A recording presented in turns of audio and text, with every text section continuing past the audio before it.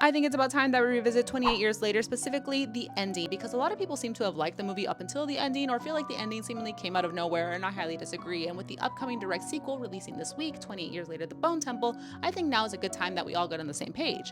But first, I want to talk about zombie movies at large and what zombie movies are supposed to do.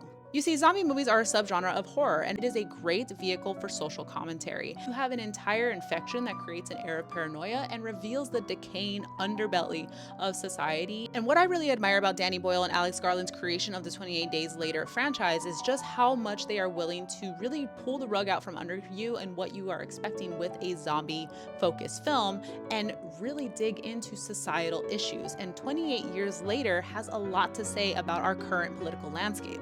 And I'm sure many people would agree with me when I say that the zombies are never the scariest part of the story. The infected just become part of the landscape of challenges that our characters have to overcome on a daily basis.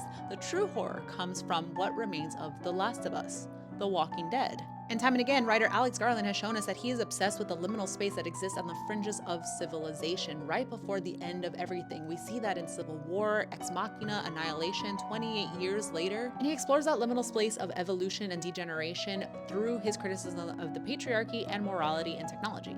And what better way to do that than to give us a coming of age story about a young boy who is raised on an isolated island who goes off into the mainland and discovers that his hero worship is something that he's going to have to put down in order to evolve himself. Because Spike doesn't just grow up on an isolated island, he grows up in an isolated part of the world that the rest of the world has forgot about, because the onset of the rage infection started in the early 2000s with the first film 28 Days Later, and by this film we find out that the rest of the world has continued on, which presents its own sort of existential dread. And there are many signs that this movie is critiquing the cyclical nature of violence and the glorification of killing, and the biggest way that it does that for me is in its interpretation of Rudyard Kipling's poem Boots.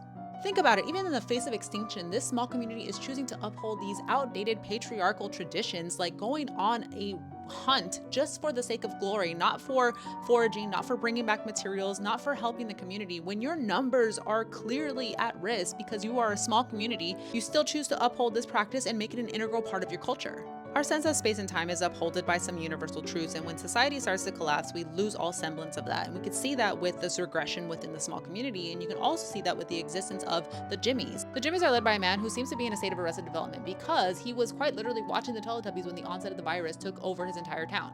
So it makes perfect sense that he is emulating his own heroes of the time that he had access to, like Jimmy Savile and the Power Rangers. I think it's going to be really interesting to see both of these characters interact, given that they both grew up with this disillusionment of their own fathers, and it happens fittingly 28 days into Spike's own personal journey. How's that?